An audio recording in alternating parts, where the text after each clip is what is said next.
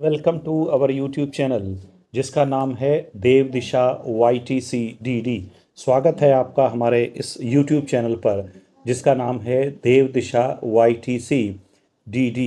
आज के वीडियो में हम जो डिस्कस करेंगे यूनिट 5 जो हमारा LT का सिलेबस है उत्तराखंड में UKSSC सहायक अध्यापक LT भर्ती परीक्षा 2024 का जो फर्स्ट पेपर का सिलेबस है, यानी जो हमारा पेपर सभी विषयों के लिए कॉमन है, उस पेपर में जो यूनिट 5 है उसमें बहुत ही महत्वपूर्ण प्रश्न और ये प्रश्न हम आपको आज इस वीडियो में जो अति महत्वपूर्ण प्रश्न है वो डिस्कस करेंगे।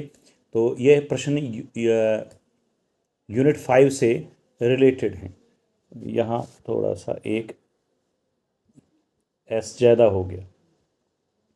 तो ये हमारा यूनिट 5 से रिलेटेड है जो हमारा आज का वीडियो है, और इस वीडियो में हम डिस्कस करेंगे बहुत ही इम्पोर्टेंट प्रश्न, और संभावना हो सकती है कि आपके जो पेपर होने वाला अगस्त में उसमें से इस तरह के कुछ क्वेश्चन, इस टाइप के क्वेश्चन मिल सकते हैं, या जो फैक्चुअल क्वेश्चन होते हैं वो तो एज इट इज़ भी आ जाते हैं, कोई इसमें बड़ी बात नहीं है। क्योंकि फॉर एग्ज़ाम्पल हमने कहा कि दौलत सिंह कोठारी का संबंध किस आयोग से था, तो एक फैक्ट्स बेस्ड क्वेश्चन है, सभी ये पढ़ते हैं। कोई भी आपका इसमें कोई व्यक्ति ये पीठ थपथपाए कि मैंने बताया और ये क्वेश्चन आ गया, ये तो स्वाभाविक सी बात है, ये क्वेश्चन तो आएंगे ही। तो इसीलिए ऐसा तो हम दावा नहीं कर रहे कि ये सब जिसमें से कुछ आएगा, लेकिन इस टाइप के क्वेश्चंस आपको मिलेंगे। और दूसरी चीज़, हमने इसमें कोशिश की है पूरी एक्यूरेसी रखने की, और फिर भी अगर आपको लगे कि कोई प्रश्न का उत्तर गलत है तो आप ज़रूर कमेंट में बताएं। तो स्टार्ट करते हैं। पहला क्वेश्चन है, निम्न में से कौन सा कथन निष्ठा योजना के संदर्भ में सही नहीं है। तो सबसे पहले तो हमें यही जानना जरूरी है कि निष्ठा क्या है। तो अगर आपने देखा होगा, निष्ठा एक ट्रेनिंग कार्यक्रम है, अगर आपने सुना होगा और पढ़ा होगा, निष्ठा एक ट्रेनिंग कार्यक्रम है जो जो सेवारत शिक्षक हैं उनके लिए ये ट्रेनिंग कार्यक्रम है, ना केवल शिक्षकों के लिए बल्कि जो टीचर्स हेड हैं उनके लिए भी ये एक ट्रेनिंग कार्यक्रम है। और इसी से संबंधित ये प्रश्न आपके सामने है कि निष्ठा योजना के संदर्भ में क्या सही नहीं है। तो निष्ठा एक ट्रेनिंग कार्यक्रम है, फिर मैं बता रहा हूँ, और इसके संदर्भ में क्या सही नहीं है। यह भारत में शिक्षकों के लिए क्षमता निर्माण कार्यक्रम है, ये कथन बिल्कुल सही है। इसे अगस्त 2009 में HRD मंत्री, यानी आपका, जिन्हें अब HRD पहले कहते थे यानी ह्यूमन रिसोर्स डेवलपमेंट, अब आप इनको कहा जाता है शिक्षा मंत्री। तो तात्कालिक शिक्षा मंत्री जो थे श्री रमेश पोखरियाल जी, जो उत्तराखंड से ही संबंध रखते हैं, द्वारा लॉन्च किया गया। तो ये भी कथन बिल्कुल सही है। यह शिक्षकों तथा स्कूल प्रमुखों, अभी मैंने जैसे बताया कि ये शिक्षकों तथा स्कूल प्रमुखों दोनों के लिए, यानी टीचर्स और जो हेड ऑफ द इंस्टीट्यूशन है उनके लिए भी ये है। तो इस तरह से ये भी कथन सही है। और लास्ट कथन इसमें लिख रखा है, यह कार्यक्रम डिजिटल इंडिया अभियान के तहत चलाया जा रहा है। इसमें कोई शक नहीं कि यह कार्यक्रम जो था वो मोबाइल पर था या लैपटॉप पर था, यानी ऑनलाइन ट्रेनिंग कार्यक्रम था, ऑफलाइन ट्रेनिंग कार्यक्रम नहीं था। फिर भी ये जो चलाया गया था ये HRD मंत्रालय यानी शिक्षा मंत्रालय द्वारा, केंद्र भारत सरकार के शिक्षा मंत्रालय द्वारा चलाया गया कार्यक्रम था। ये इस डिजिटल इंडिया भारत का कार्यक्रम नहीं था। तो ये वाला कथन, सबसे अंतिम कथन, इसमें गलत है। तो ये हमारा इसका उत्तर हो गया, यानी ये कथन गलत है। नेक्स्ट क्वेश्चन देखेंगे, इनमें से किस आयोग से दौलत सिंह कोठारी संबंधित थे। तो दौलत सिंह कोठारी आयोग आपको पता ही होगा, दौलत सिंह कोठारी आयोग भी कहते हैं हम, या आप कहते हैं कोठारी आयोग, या कहते हैं राष्ट्रीय शिक्षा आयोग। राष्ट्रीय शिक्षा आयोग जो गठित किया गया था वो 1964 में गठित किया गया था, और इसके बाद इसने अपनी सिफारिशें 1966 में दी थी। और उस समय जो शिक्षा मंत्री थे तत्कालीन, छांगला, MC छांगला, उनको इन्होंने ये सिफारिशें दी थी। तो याद रखने के लिए भी हम कर सकते हैं, 66 में 66 आ रहा है, 66 आ रहा है, और छांगला में भी छा आ रहा है। तो इस तरह से याद रख सकते हैं कि 66 में इन्होंने अपनी सिफारिशें दी थी MC छांगला को, जो तत्कालीन शिक्षा मंत्री थे, और दौलत सिंह कोठारी आयोग जो बना था वो बना था 1964 में, 1964 में, और इसके अध्यक्ष थे दौलत सिंह कोठारी, प्रोफेसर दौलत सिंह कोठारी। और ये प्रोफेसर दौलत सिंह कोठारी भी UGC से, यूनिवर्सिटी ग्रांट कमीशन से संबंधित थे। अगला प्रश्न है, समग्र शिक्षा अभियान के बारे में क्या सत्य नहीं है? तो इसमें आपको ये ढूंढना है कि समग्र शिक्षा अभियान के बारे में कौन सा कथन सत्य नहीं है। यह योजना 2018 में शिक्षा मंत्रालय द्वारा शुरू की गई थी, तो ये कथन सही है। इस योजना में प्री प्राइमरी से लेकर सीनियर सेकेंडरी तक की कक्षाएं शामिल हैं, यह कथन भी सही है। इसके 3 घटक हैं, प्राथमिक, माध्यमिक और उच्च शिक्षा। तो ये कथन यहाँ पर गलत है, क्योंकि इसके 3 घटक हैं, प्राथमिक, माध्यमिक और इसके बाद शिक्षक शिक्षा। उच्च शिक्षा का समग्र शिक्षा अभियान से संबंध नहीं है। और समग्र शिक्षा अभियान आप जानते हैं, राष्ट्रीय माध्यमिक शिक्षा अभियान यानी रमसा, और रमसा जो था वो माध्यमिक शिक्षा से संबंधित था। इससे पहले सर्व शिक्षा अभियान था, SSA और रमसा दोनों मिलाकर समग्र शिक्षा अभियान बनाया गया, RMSA रमसा। तो SSA और रमसा को मिलाकर ये बनाया गया था समग्र शिक्षा अभियान। तो इसमें कहीं भी उच्च शिक्षा नहीं है। इसके 3 घटक हैं, प्राइमरी, माध्यमिक और यानी प्राइमरी, सेकेंडरी और टीचर्स एजुकेशन, TE। तो ये ध्यान रखेंगे। और यह योजना मुख्य रूप से स्कूली शिक्षा सार्वभौमिकरण के लिए शुरू की गई है। इसका मतलब हुआ कि यह जो योजना है ये स्कूलों में यानी स्कूली शिक्षा के सार्वभौमिक यानी सबको शिक्षा मिल जाए, इसलिए ये योजना शुरू की गई है। तो ये कथन भी सही है। इसके बाद लिखा है, नई शिक्षा नीति NEP 2020 की एक विशेषता नहीं है। तो 5-3-3+4 कार्यक्रम आपने पढ़ रखा होगा NEP, इसमें 5+3+4 कार्यक्रम है, जिसने इससे पहले वाला 10+2 कार्यक्रम को रिप्लेस किया है। पहले 10वीं के बाद आपका 2 क्लास यानी इंटरमीडिएट की क्लास होती थी, उसको बोलते थे 10+2 सिस्टम, 10+2+3, 10+2+3 ये हमारे देश में पहले चलता था। आज की तारीख में ये 10+2+3 जो प्रणाली थी, इसकी सिफारिश भी कोठारी आयोग ने की थी, ये भी ध्यान रखेंगे, कोठारी आयोग ने की थी। तो 10+2+3 जो सिस्टम हमारे यहाँ चलता है उसको नई शिक्षा नीति ने रिप्लेस कर दिया है। अब इसकी जगह पर आएगा 5-3-3-4, 10+2 की जगह 5-3-3+4। तो ये एक कार्यक्रम हुआ। इसके बाद नेक्स्ट है, MPhil कार्यक्रम को बंद नहीं किया जाएगा। तो ये एक विशेषता नहीं है। MPhil कार्यक्रम नई शिक्षा नीति के अनुसार बंद किया जा रहा है। एकेडमिक बैंक ऑफ क्रेडिट की स्थापना, नई शिक्षा में ABC, इसकी फुल फॉर्म भी आपको आ सकती है कि नई शिक्षा नीति के संदर्भ में ABC का पूर्ण रूप क्या है। तो आप बता सकते हो नई शिक्षा नीति में ABC का पूर्ण रूप क्या है, एकेडमिक बैंक ऑफ क्रेडिट। तो इसमें भी इस ABC की स्थापना का भी नई शिक्षा नीति में प्रावधान है। कम से कम 5 वर्ष तक, कक्षा 5 तक मातृभाषा में पढ़ाई, ये भी नई शिक्षा नीति में है। ऐसा माना जाता है पूरी दुनिया में कि बच्चे मातृभाषा में बेहतर सीख पाते। तो इसीलिए नई शिक्षा नीति में ये कहा गया है कि 5वीं क्लास तक आप मातृभाषा में पढ़ाई करवाएंगे। आगे लिख रखा है, अगला प्रश्न देखेंगे, NEP 2020 में कौन सा सुधार शामिल किया गया था? तो NEP 2000 में कौन सा सुधार शामिल किया गया है भी कह सकते हैं या था भी। तो समान व समावेशी शिक्षा, ये आपका इसमें है। समावेशी शिक्षा का मतलब होता है एक ही विद्यालय में दिव्यांग या दिव्यांग बच्चे और सामान्य बच्चे एक साथ शिक्षा लें, इसको कहा जाता है समावेशी शिक्षा। और सभी स्तरों पर सार्वभौमिक पहुंच सुनिश्चित करना, यानी आपका किसी भी लेवल पर बच्चों को शिक्षा प्रदान करना। सार्वभौमिक पहुंच मतलब कक्षा 1 से 5 तक, जैसे आपने देखा होगा 1 किलोमीटर के अंदर एक स्कूल होता है, फिर 5 किलोमीटर के अंदर एक स्कूल है, तो सभी स्तरों पर सार्वभौमिक पहुंच सुनिश्चित करना। नया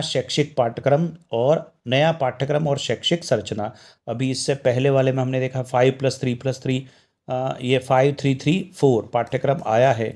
तो इस तरह से NEP 2020 में ये भी कथन शामिल है। तो इसमें आंसर आपका आ जाएगा उपरोक्त सभी।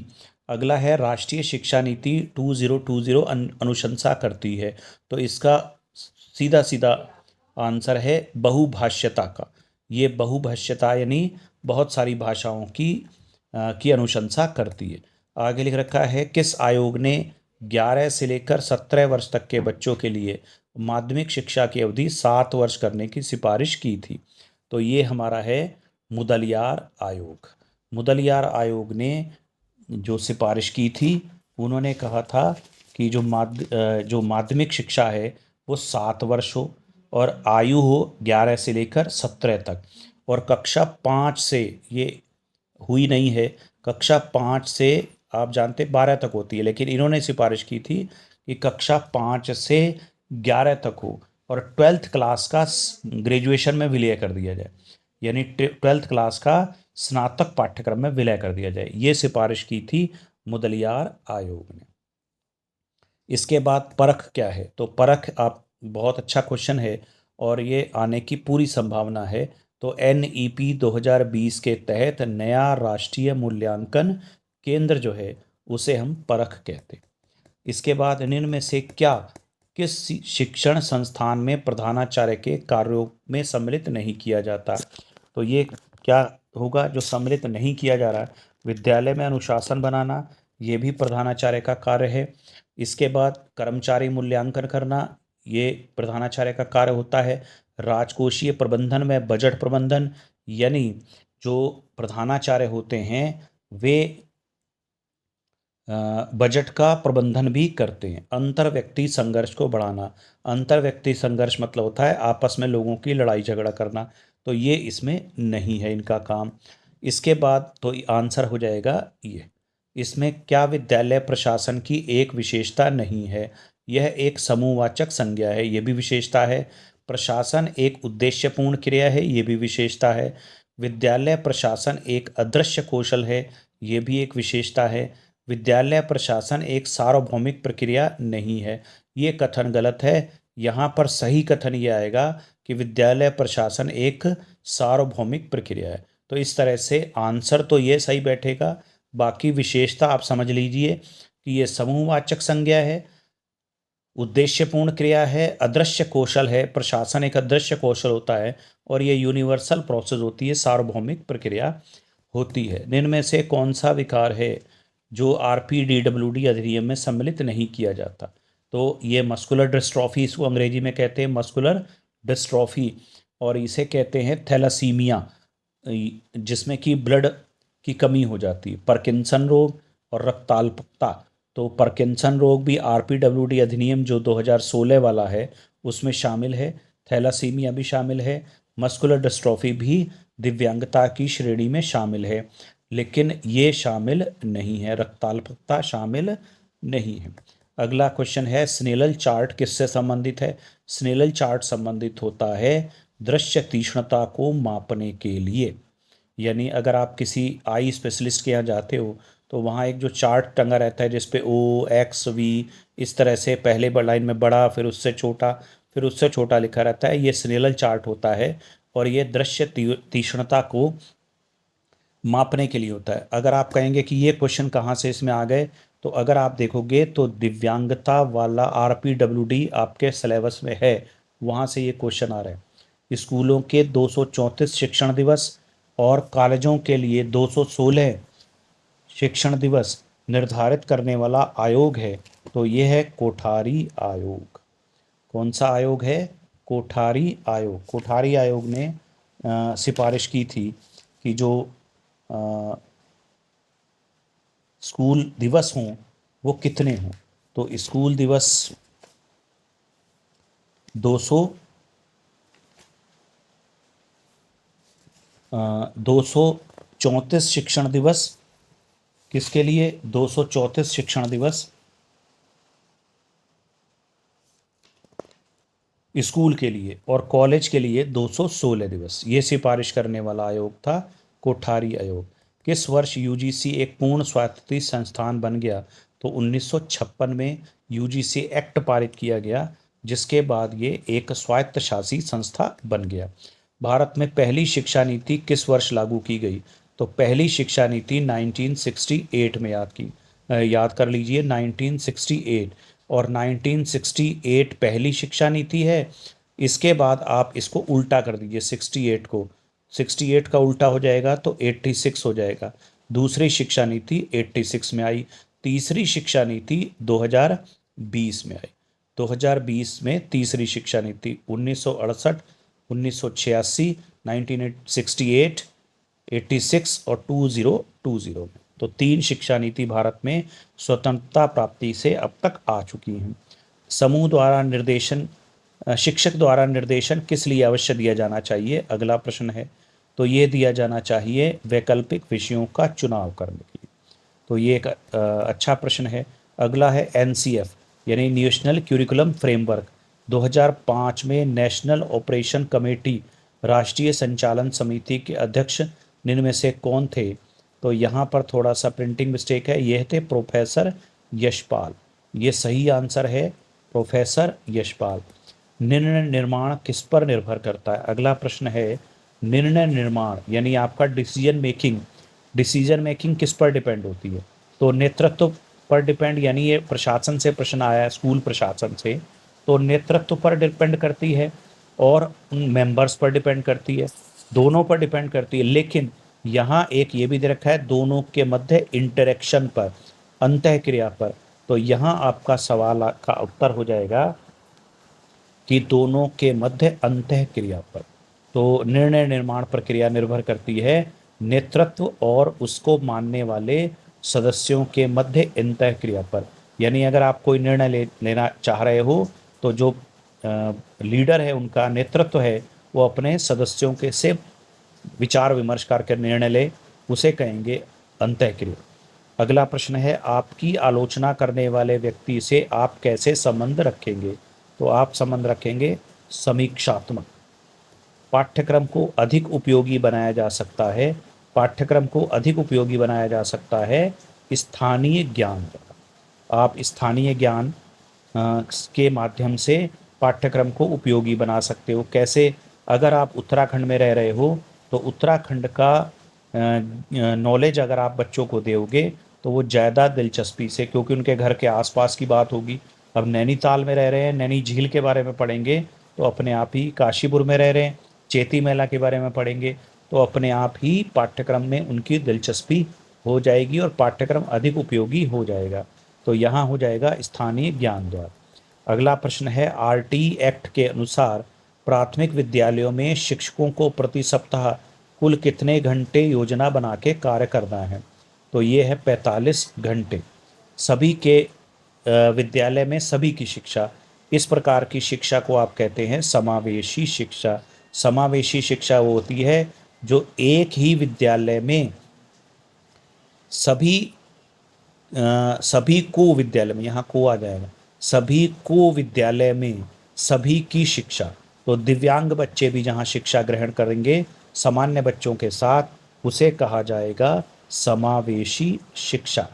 निम्न में से कौन सा समावेशी शिक्षा में सबसे अधिक महत्वपूर्ण है? समावेशी शिक्षा जैसे मैंने बताई कि एक ऐसी शिक्षा पद्धति है या प्रणाली है जिसमें कि सभी बच्चे, चाहे वो दिव्यांग हों या सामान्य हों, एक ही साथ बैठ के पढ़ते हैं। अब ऐसी स्थिति में टीचर्स को या शिक्षक को एक विशिष्ट शिक्षा योजना बनाने की आवश्यकता रहती है।